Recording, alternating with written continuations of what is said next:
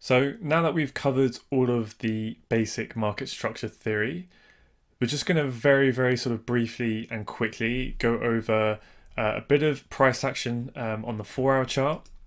So specifically the month of March in 2021 on our 4 hour chart, we're just going to do 1 month's worth of price action, and we're essentially just going to apply all of those theoretical concepts to actually these real life, price action examples in the market on the charts. Now, as I go through that, it's just going to give you kind of that first indication sort of how we do these, how we apply these concepts, so you can actually see what it looks like. And then after this video, what I want you to do is then go on your charts, right, from the 1st of April 2021, and I want you to go all the way to about the middle of August 2021, and I want you to map on your market structure. Basically just applying all of the concepts that we have just spoken about. Now, the reason why I want you to do it straight after this video, or at least before you watch the next video, because in the next video, we're going to do a walkthrough, and I'm going to do this, myself essentially for you guys, and we're going to go through every single bit of price action all the way to here on the 4 hour chart, mapping on structure and just really dissecting price. Just really talking through the price action that we see, so we can get a really solid understanding of going through it in depth. But I think you will get a hell of a lot more out of watching that video if you have a go at doing it yourselves first, because if you just watch the theoretical video that you're watching now, right, and then you watch the next video where I'm going to walk through and apply the concepts, it potentially could seem quite easy. Go, yeah, all of that makes sense, right? But then when you go to do it yourself, that's when suddenly you realize where the gaps may be in your knowledge or your understanding. So yeah, I just personally think if you watch me do 1 month's worth of price action now, and then you go and do all of this, so April 2021 to middle of August 2021, if you have a go at mapping that yourself, and then you can watch the next video and you can kind of compare and contrast to sort of how you saw things, and you can hear my thought process as we go through, and I just think you'll get a hell of a lot more out of it if you've given it a go and attempted it first. Now, what I will say is, at a bare minimum, just mark out your swing structure. So just do your swing highs and your swing lows. But ideally, just really spend your time going over this in a lot more detail and really going through, looking at minor breaks and substructure breaks. But anyway, I think as we go through this 1 month bit of price action now that I'm going to do, you'll kind of get a good feel for it. So if we look at the start of March and around up here, what we can see before we kind of start to map the structure that we're looking at is we kind of need to trace back a little bit just to make sure that we know where the actual true trend is, and that we're not analyzing what potentially could be substructure here. And we just change the color of this so we can see it a little bit clearer. There we go. Just to make sure, right, because sometimes you could zoom right in, just think, we're just bullish, when potentially, it could be actually substructure with a bigger high and a bigger low. But yeah, if we look back, you can see here, we then switched bullish. We had the pullback, then we broke that high, so we're clearly in that bullish trend, and then we pull back here and then took that high there. So let's take a look at this kind of first low here. Just going to use the info line. So the way that I personally use to draw structure, you can use a trend line, but I personally just use the info line, and then I'm just going to map that from that low there. So generally, when you're mapping your drawing structure and you want it to be very accurate from the wick, what you want to use is magnet mode on over here. And what that means is, when I put my mouse near, see how it just snaps on without my mouse even being near to it, and that way you can get really accurate drawings. And then when you want to draw your line across, if you hold down shift, right, so if I move my mouse away, you can see for the most part, right, it will keep the line straight as you draw across. So just a really handy tool there. Another thing as well is, say if you're using the paintbrush tool, right, and you want to draw without kind of it sticking to the price action, so you basically want magnet mode to be off. If you hold down control or command, you can see how that's flashing. When I hold it down, it temporarily takes magnet mode off, and that means I can draw nice and freely without it kind of trying to snap it to each bit of the candle. But anyway, there's just a few little sort of trading tips there, trading view tips I should say. Now I'm just going to change this to the pre-saved templates that I have for my 4 hour break of structure. So when I click on that, it populates how I want it to kind of map it out. So you can do this a multiple number of ways. The first thing I would advise is you look at the visibility settings.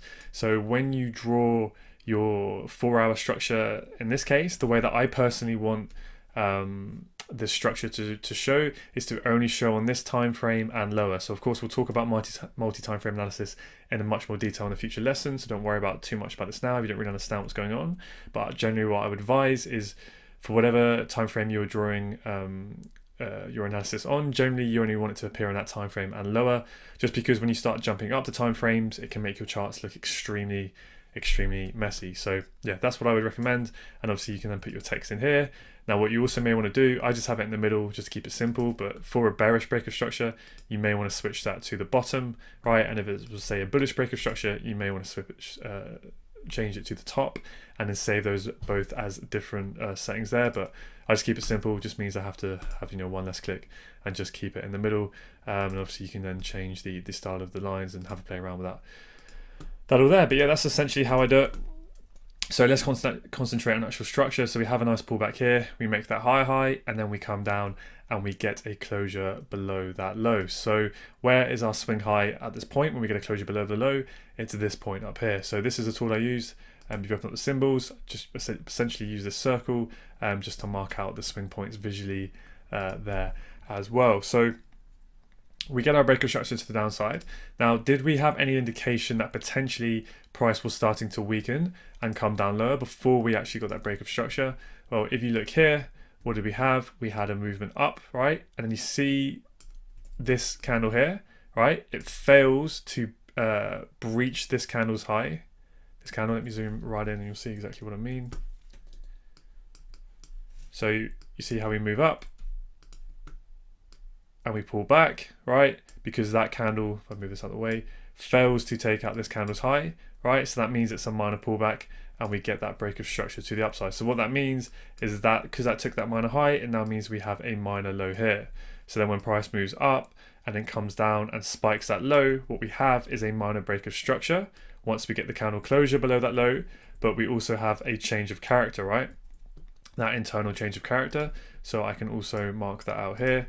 So if I have a pre-saved template, it's a little bit hard to see, but essentially just a dotted line there just to show me that we have that minor break of structure to the downside. We have that 4-hour change of character. Now, what does that change of character signify? It signifies that the pullback may potentially about to start, right? Because it's that first sign of that internal lower low on the 4-hour chart, right? That first sign of weakness, that first sign of a pullback, or potentially that the reversal is also going to happen, which is what we got, okay? But of course, it's not confirmed until we get a closure below the actual low, which we then do get.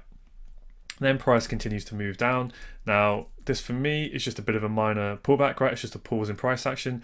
That for me is not a swing structural high. So for me, this is all part of the down move, right? So this is all one big swing leg. And then we see, right, the true sort of swing back kick in. So for me, this down here is then the swing low. So when we get a break of structure, a 4-hour break of structure, what do we expect? We expect a 4-hour pullback, right? But how do we know when that 4-hour pullback is going to kick in?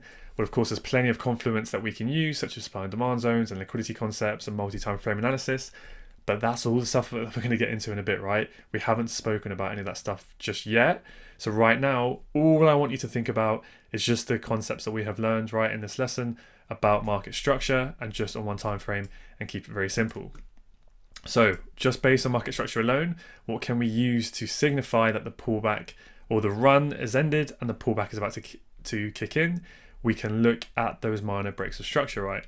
So we have the movement down, we have a minor pullback, we have the movement down, then we have a minor pullback here, and then we have the movement down, and then we come up and we take that minor high, right? We have a minor break of structure to the upside. So I'm just going to grab this tool here just so I don't have to keep grabbing up here. So if you want to copy and paste a tool, duplicate a tool, if you click or if you hold down Command or Control and then you click and drag the tool that you want, it will just give you another one there, and then we'll snap that into place there, okay? So, whoops, it's not meant to go that far. So now we get that 4-hour change of character, and that shows the swing one's going to end, and we have that minor break of structure to the upside. Now, how far do we know that pullback's going to go purely in terms of market structure? Well, we look for a change of character back to the downside, right? Back in line with the overall bearish trend, because remember at this point, we are within this bearish range where that high is and where this low is. So what can happen in theory, if I move this out of the way, right, is because this high, right, took out a low, this is now a strong high, and this high should be protected because big money stepped in, right? So now price should not come all the way up, and it should not breach this high, right? And it will stay bearish as long as it doesn't take out that high. So in this case, we get the pullback, right? How do we know the pullback's over? Well, what do we have? We have the movement up, we have a minor pullback like that, right? And then we have that minor break of structure to the upside. So this then becomes a minor low, and then price takes out that low. So then we have that change of character back to the downside again. We are now bearish in line with the overall bearish trend, right? So the internal structure is now bearish. So now we expect that this weak low is likely to go because it never took out the high, and then price continues to the downside, right? So when we get, let's delete these lines. When we get that that second 4 hour break of structure, so let's map it out, right? Map it across here. Where is our new lower high? Where is our new swing high? Well, it's the highest point before this low broke, right? So the highest point between the previous range. So we look at where the previous low was, that's where the pullback initiated, and it's the highest point from where that pullback started to where we then got the break of structure. So this one's a pretty easy one to spot, right? This will clearly be our swing high. And then price has a pretty big impulsive move to the downside. We have a bit of a minor pause in price action there. That for me is not a swing. And then we have another movement down. So that's all part of the one big swing leg. And then we are playing within this range here, okay? So then we can mark out our swing low with that circle line.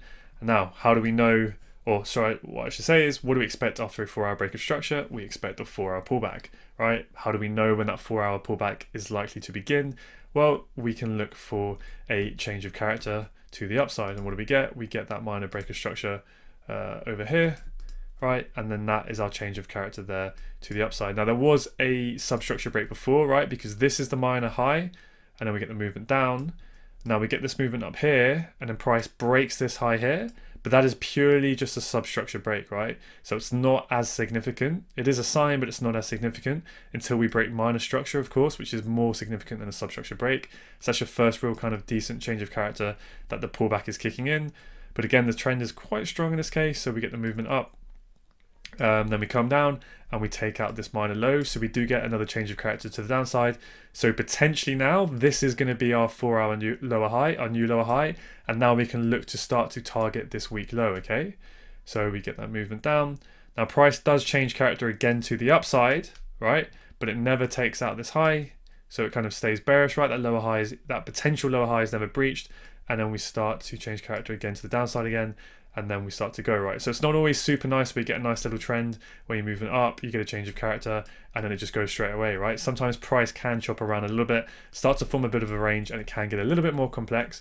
But the main thing that you should always do if you ever get confused is, as long as you have your high marked out, it's not a very well drawn line, but your high and your low marked out, then at least you know where the predominant trend is.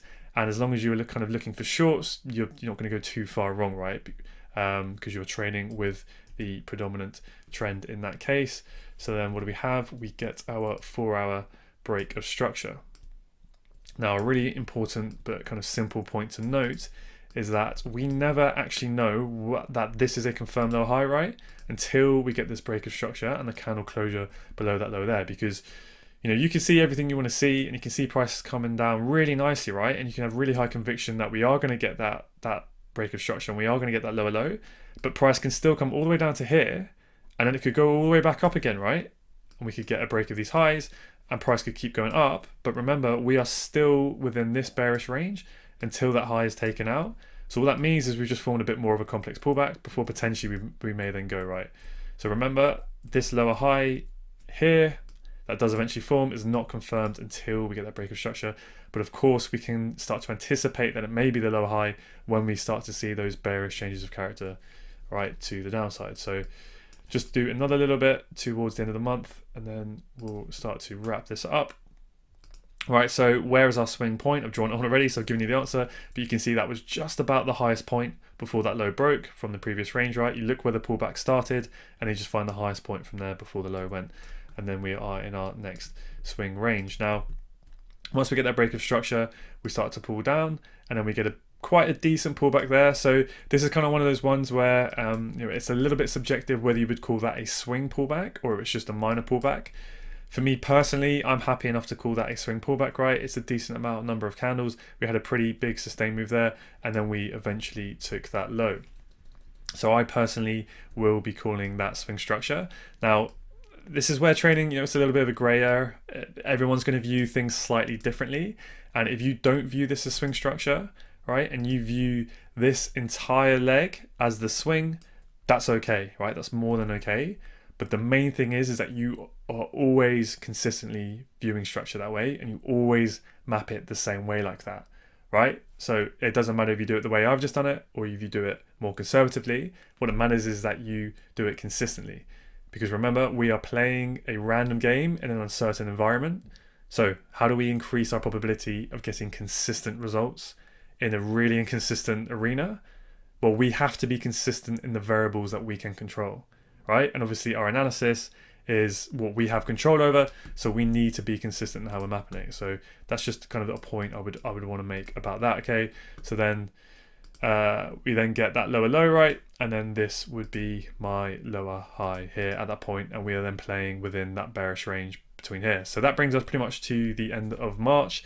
Now, what I want you to do is go onto on your charts now, right, from April, the start of April 2021, and then just basically do what I've done there and go along all the way to August 2021 as well. Really take your time. The most important thing I want you to concentrate on is just mark out your actual true swing breaks of structure, and then mark out your actual swing highs and your swing lows, right? Whether you want to use a dot or just a way of marking it. And then, what I would also really advise is that you spend time looking at these minor breaks of structure. You may want to mark out the substructure breaks as well. You may even want to write emboss on it, for example, just so you kind of can really picture them out in your mind if that helps. May not necessarily recommend it in a live market, just if you want to kind of keep your charts nice and clear. But yeah, whilst you're kind of practicing, that can definitely be very, very useful too. But the questions you want to be asking yourself, is what do we expect after a break of structure? We expect a pullback. How do we know when that pullback's about to start? We look for a minor break of structure, okay? How do we know the pullback's about to end? We look for a minor break of structure to the downside, right? And that's how you can say it in your mind. Then when we get the break of structure, how do we know where the swing high is? We look for the highest point, right, before that low broke, so on and so forth. And just really study and practice kind of how you can try and spot in advance where that pullback may be kicking in, right, and where that pullback may be ending. And this is going to be really, really key. But anyway, I don't want to keep going on because obviously this video is pretty long now already. But yeah, have a go at doing all of this, and then watch the next video and you'll see me go through it really slowly, step by step. And yeah, you can see my thought process in a lot more detail, and I think you will really get a lot out of it. Now, the last point I want to make is when you do this, right, save down a new template before you start the activity, and just save it down and call it, I don't know, call it whatever you want, backtesting, practice arena, I don't know, whatever floats your boat. But the reason why I want you to do that is because what we're going to do now through all of these technical analysis lessons and the module is we're going to, obviously you've just learned, right, the basic market structure concepts and those theories. We're now applying them to the charts. And then from then on, from each lesson, you're going to learn a new concept, or we're going to build, more advanced ideas into those concepts that we've just looked at. And then we're going to go onto the chart and we're going to apply it. And then we're going to go into the next lesson, right? We're going to learn the next bit of theory, and then we're going to apply it back into our charts. So as we go through the whole module, right, this whole bit of price action is going to, we're going to start essentially layering on those concepts that you're learning, and it's all going to start, to piece together that big puzzle, that we are, trying to create. So, yeah, basically it's just going to save you a lot of time that you don't have to keep redrawing this every time you hop onto the charts. But anyways, I'll leave it there, have a go, and then see how you get on when we jump into the next video.